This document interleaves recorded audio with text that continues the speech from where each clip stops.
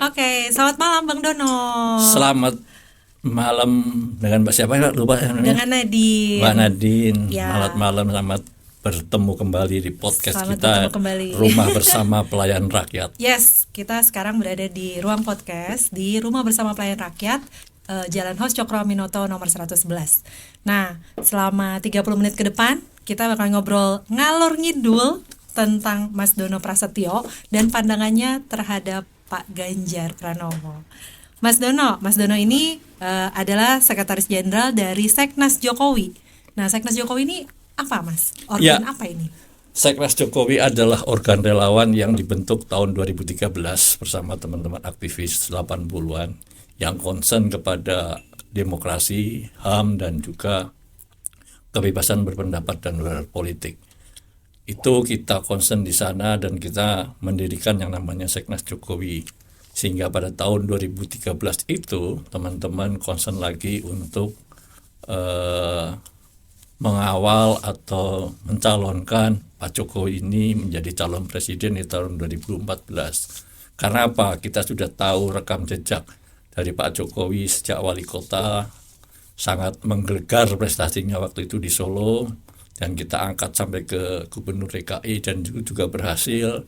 Maka kita kepingin Pak Jokowi kalau bisa dijadikan presiden di tahun 2014. Waktu itu relawan belum tumbuh seperti sekarang ini. Relawan masih 1, 2, 3 seperti itu dan dianggap aneh gitu ya. Biasanya yang mencalonkan itu adalah partai politik, tapi teman-teman ini mempunyai visi yang ke depan sehingga kita membentuk yang namanya Seknas Jokowi. Relawan itu waktu itu masih dianggap orang-orang yang berorganisasi dengan punya tujuan gitu kali ya, Pak Mas Dono ya? Ya, semua kita membentuk organisasi pasti punya tujuan, Pak. Jadi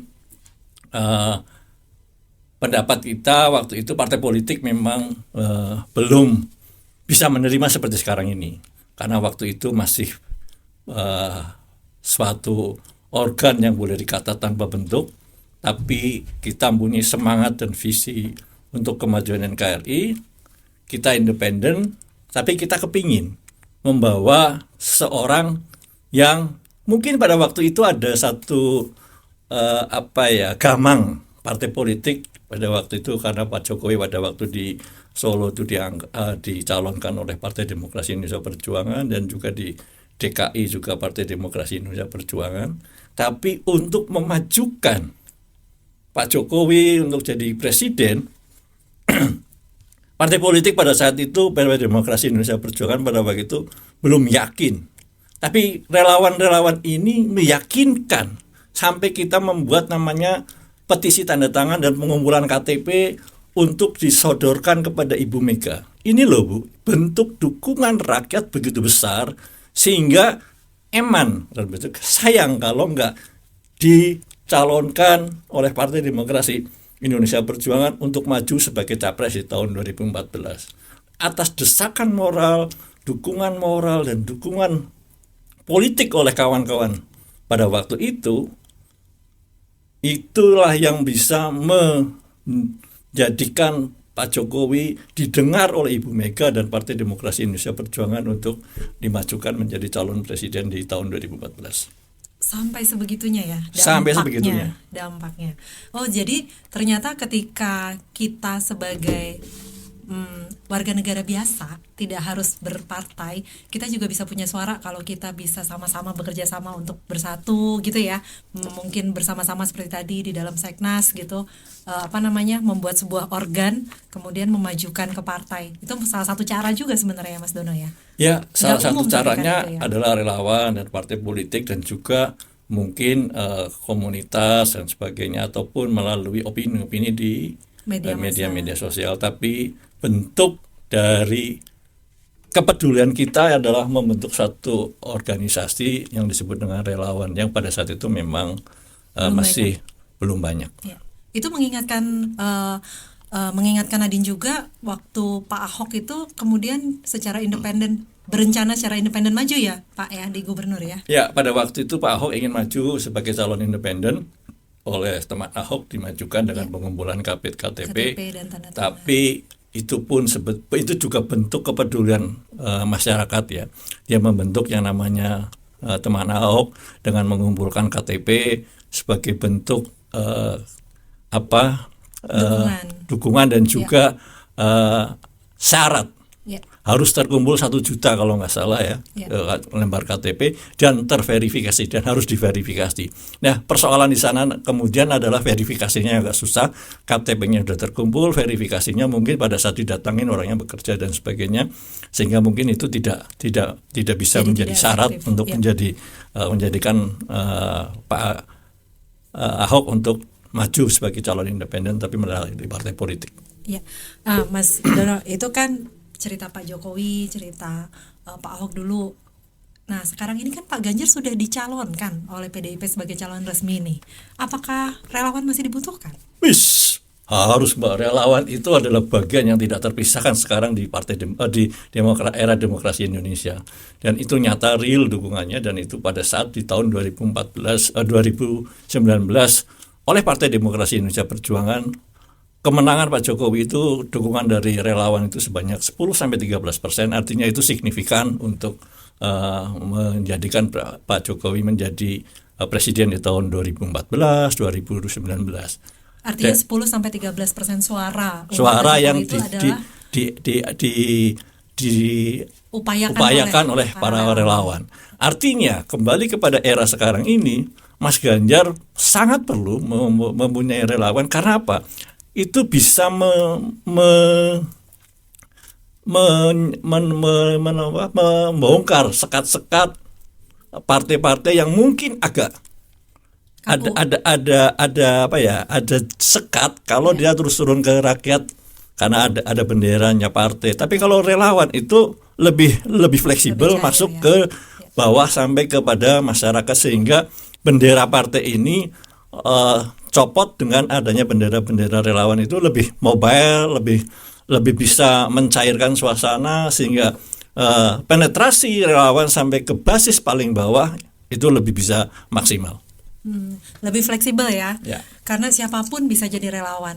Tapi apakah sekarang ini ya, dari tahun 2019 kan itu benar-benar ramai banget ya, Mas, yang namanya relawan itu, organ-organ relawan individu maupun organ. Tetapi di tahun 2024 ini ada kecenderungan kayaknya kalau relawan itu, apakah mungkin karena 5 tahun terakhir kita melihat banyak relawan-relawan yang naik menjadi pejabat-pejabat publik gitu ya, diangkat dan ada yang mungkin juga ngambek misalnya gitu kalau nggak dikenali lagi, tapi kemudian akhirnya itu tidak dipungkiri itu yang membentuk stigma di masyarakat bahwa relawan ini ada maunya gitu loh.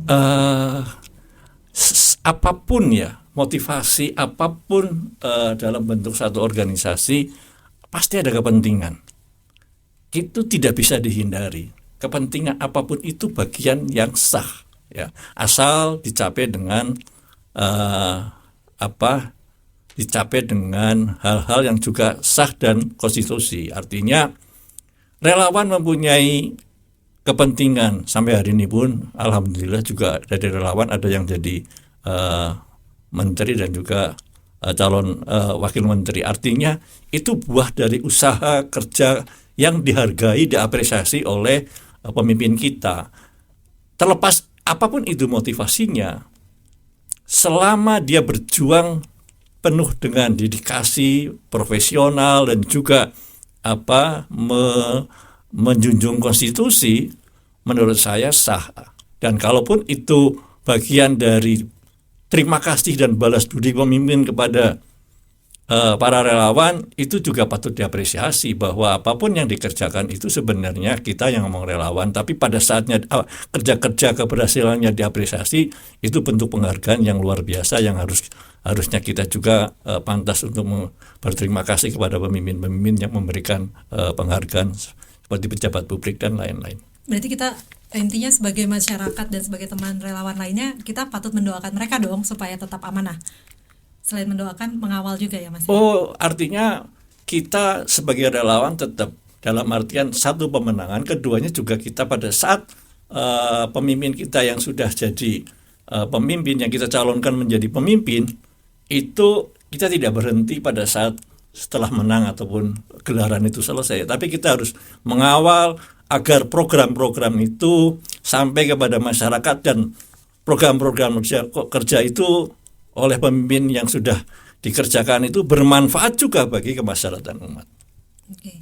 Nah, sekarang balik lagi ke Pak Ganjar, Mas. Ini kemarin sempat seru ya, kemarin sempat seru. Sempat bikin deklarasi tanggal 3 Juni itu. Deklarasi bahwa para relawan Jokowi mendukung Pak Ganjar Pranowo. Kenapa sih sampai perlu mengadakan deklarasi rame-ramean relawan Jokowi mendukung Pak Ganjar? Kenapa perlu melakukan hal itu, Mas? Ini bagian dari ingin menyatukan lagi semangat kebersamaan relawan Jokowi yang tadinya mengantar Bapak Presiden Jokowi, sekarang bermetafors untuk menjadi relawan Ganjar, dan kita disatukan di dalam semangat dan ide-ide ataupun nilai-nilai yang sudah ditanam oleh Bapak Presiden Jokowi tentang Pancasila, NKRI, UUD 45 dan juga toleransi. Itu ide-ide Pak Jokowi sekarang ini ada di bawah Ganjar, sehingga metamorfose dari relawan Jokowi ke relawan Ganjar adalah untuk mendukung ide-ide atau untuk mendukung nilai-nilai yang sudah diemban Pak Jokowi sehingga Pak Jokowi hari ini berhasil, dan yang bisa melanjutkan itu adalah Pak Ganjar. Nah, untuk menjadikan kita lebih bulat lagi, teman-teman itu bertekad relawan Jokowi mendukung Pak Ganjar, dan kita deklarasikan di pada tanggal 3 Juni adalah satu visi yang sangat jelas bahwa ke depan ini relawan Jokowi bermetafors untuk mendukung Pak Ganjar. Jadi menurut teman-teman relawan yang dulu mendukung Jokowi, Pak Ganjar ini adalah penerus dari Pak Jokowi, gitu ya Pak ya? Karena nilai-nilai dari Pak Presiden Jokowi ada di Pak Ganjar. Nilai-nilai itu dilihat selama Pak Jokowi memimpin, artinya kita tahu hari ini intoleransi boleh deh, Pak Jokowi bekerja sangat keras menghadang itu dan menumbuhkan toleransi yang baik di negara ini, sehingga negara kita boleh dikata sampai hari ini kita bebas beragama, bebas melakukan beribadah dan sebagainya, dan juga nilai-nilai tentang Pancasila. Ya, Pak Jokowi melakukan nilai-nilai tentang pembangunan yang sampai hari ini juga dirasakan oleh masyarakat banyak, dan itu nilai-nilai itu sekarang ini bagaimana nilai-nilai kebangsaan yang ada di Pak Jokowi kita transformasikan, dan saya yakin itu ada di Pak Ganjar. Yakin banget nih Mas? Oh, sangat yakin, karena kita tahu rekam jejak Pak Ganjar sejak dari anggota dewan selama 2 periode dan anggota dan gubernur Jawa Tengah, keberhasilannya luar biasa, dan itu diapresiasi oleh tidak cuma oleh masyarakat Jawa Tengah tapi juga oleh daerah lain, sehingga banyak daerah lain yang ingin mencontoh keberhasilan Pak Ganjar selama memimpin di Jawa Tengah. Oke. Nah, kita mau bahas lagi nih Mas. Itu kan menurut teman-teman relawan bahwa nilai-nilai yang selama ini dilihat baik di Pak Jokowi, dilihat juga oleh para relawan ini baik berada di sosok Pak Ganjar. Tetapi kalau misalnya Pak Jokowinya sendiri tidak merasa tidak mendukung Pak Ganjar, gimana? Jangan dijawab dulu, kita mau istirahat dulu, maafin dulu Mas. Asik. Habis yang satu.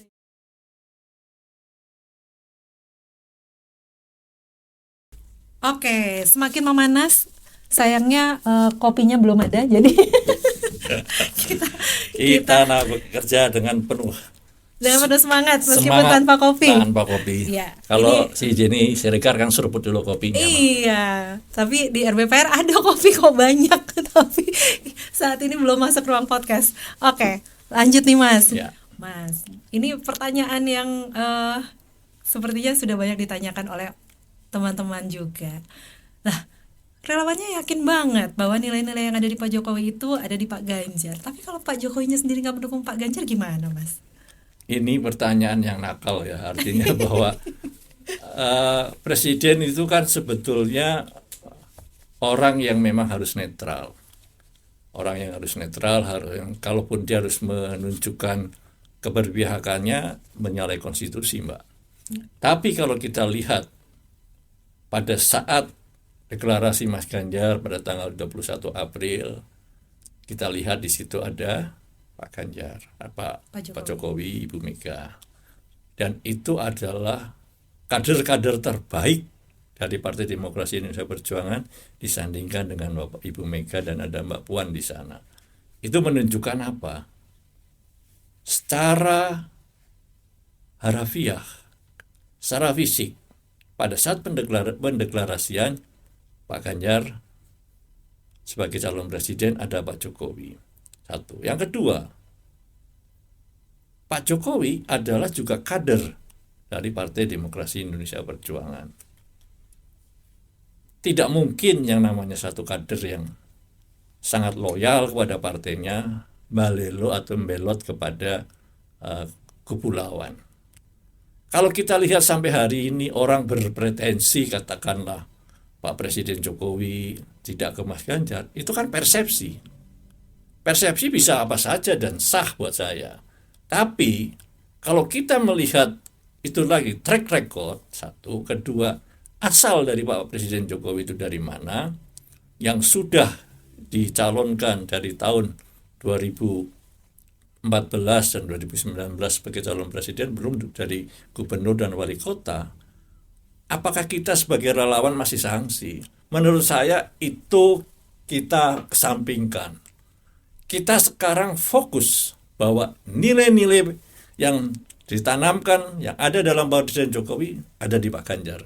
Dan semua itu harus diyakinkan kepada teman-teman di bawah atau masyarakat di bawah bahwa penerus Bapak Presiden Jokowi dengan semangat nilai yang sudah diperjuangkan oleh Presiden Jokowi itu ada di Pak Ganjar. Oke. Berarti PR kita tuh Mas ya, PR-nya relawan dong ya, untuk bisa meyakinkan publik, meyakinkan masyarakat bahwa ya beliaulah yang mewarisi nilai-nilai itu gitu. Sepakat, artinya itulah yang harus kita kerjakan, bahwa kalau kita mau maju di tahun 2045 seperti apa yang dipidatokan Bapak Presiden Jokowi, ya Mas Ganjar itu orangnya yang tepat. Satu, muda, energik, satset dalam bekerja, visioner, dan sudah terbukti pengalaman sebagai eksekutif dan legislatif. Ya. Nah, itu udah belum apa-apa udah dikasih PR tuh ya, relawan ya. Nah, terus ada PR lainnya nggak, Mas? Terkait ini dengan milenial dan Gen Z, generasi Z-nya kita. Kan di pemilihan umum yang akan datang, mereka adalah pemilih terbanyak, hampir 60% ya dari total suara. Kalau milenial dan generasi Z-nya ini ternyata terlihat apatis, terlihat tidak terlalu tertarik kepada politik, terus gimana meyakinkan mereka nih, Mas? Menurut Mas Dono, apa yang perlu dilakukan? Gen Z dan milenial itu adalah satu fenomena tersendiri. Dia punya dunianya sendiri, dia punya habit sendiri, dia punya chemistry sendiri. Tapi kalau kita lihat di situ, cara pendekatan Mas Ganjar sudah tepat bila dibandingkan dengan Prabowo. Kita lihat dalam pendekatan-pendekatan yang saya tahu di media sosial, Mas Ganjar tepat sekali dalam pendekatan misalnya dengan para siswa SMA, SMP, sekolah menengah kejuruan. Dia berdialog, bercanda, dan pesannya receh. Dan itu sampai kepada teman-teman Gen Z dan gen milenial. Sehingga apa? Politik yang ada dalam ranah kita yang brutal, keras, dibawa oleh Mas Ganjar menjadi ranah politik yang ringan, lucu dan santai gitu loh. Ya, ini sebenarnya itu, dan teman-teman PR-nya teman-teman katakan relawan ya harus seperti itu pendekatannya. Jangan dijadikan politik ini menjadi politik yang berat, tapi politik yang santun, receh, dan juga penuh canda. Sehingga politik ini adalah politik yang riang gembira, pesta yang penuh canda tawa dan riang untuk memajukan bangsa ini dengan jargon-jargon atau program-program yang memang visioner. Katakanlah untuk Gen Z itu apa? Tentang lapangan pekerja, tentang apa dunia digital dan sebagainya. Ini yang harus disentuh sehingga cara pendekatan pun berbeda dengan pada saat saya berkampanye di tahun 2014-2019. Nah, pendekatan-pendekatan ini saya rasa tim media sosial atau tim kerja-kerja pemenangan Mas Ganjar sudah bekerja. Ini dibuktikan dengan reboundnya Mas Ganjar dengan elektabilitas yang sudah menyalip Pak Prabowo. Tapi rebound ini kan kemarin ada peristiwa tertentu juga nih Mas. Ketika beberapa partai besar kemudian memutuskan untuk menyatakan dukungan kepada Pak Prabowo gitu. Apakah menurut Mas Dono rebound Mas Ganjar ini benar-benar akan bertahan untuk seterusnya? Sampai hari ini naik loh Mbak. Masih terus. Dan progresnya bagus, bukan karena PAN dan Golkar ke 08 itu nggak ngaruh sama sekali, karena dari dulu kan mainnya Golkar sama PAN seperti itu. Jadi nggak ngaruh sama sekali, dan pengaruhnya justru pada setelah dia evaluasi pendekatan komunikasi, pendekatan dia melakukan menyampaikan program-program, itulah yang dicapai oleh Mas Ganjar dengan segala evaluasinya sehingga menaikkan, dan progresnya sampai hari ini kita bicara bagus, dan Mas Ganjar sudah mulai menyampaikan visi, gagasan, ide tentang Indonesia maju ke depan, dan ini biasanya kita lihat tidak seperti itu. Mas Ganjar menyampaikan itu, dan saya rasa ini bagian dari evaluasi yang menaikkan reboundnya Mas Ganjar. Oh, nice, good. Keren banget ya, berarti benar-benar bekerja nih. Ya. Dan kita juga apresiasi tim pemenangan Mas Ganjar. Kita juga jangan sampai kalah langkah, kita harus lebih kreatif lagi berarti ya Mas. Sepakat ya? itu untuk itu.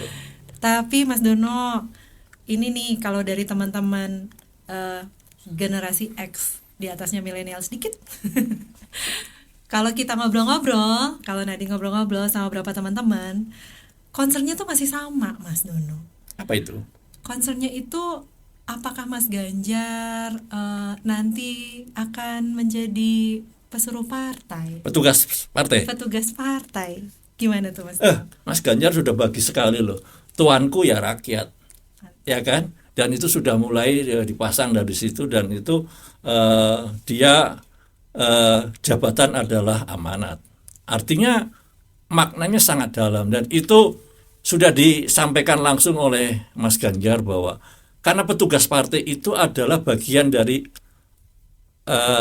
amanat dari partai atau tugas dari partai yang harus dia kerjakan. Tapi apabila dia sudah menjadi pejabat, rakyat itu adalah penguasanya. Artinya dia hanya pelayan rakyat. Jabatan adalah amanat, dan itu menurut saya maknanya sangat dalam, dan saya yakin jangan ragukan itu. Mas Ganjar sudah lakukan itu sejak dia jadi anggota dewan. Sampai filosofinya seperti itu, ya. Sampai hari ini dia menjadi gubernur. Jadi, dan itu sudah dibuktikan di Jawa Tengah. Ya, ada juga kekhawatiran lain Mas Dono. Satu terkait petugas partai itu tadi yang ternyata sudah dijelaskan oleh Mas Dono ya. Mudah-mudahan track record Mas Ganjar, Pak Ganjar sudah membuktikan bahwa ketika dia menjadi pejabat publik, tuannya adalah masyarakat. Nah, kekhawatiran lainnya adalah siapa wakilnya.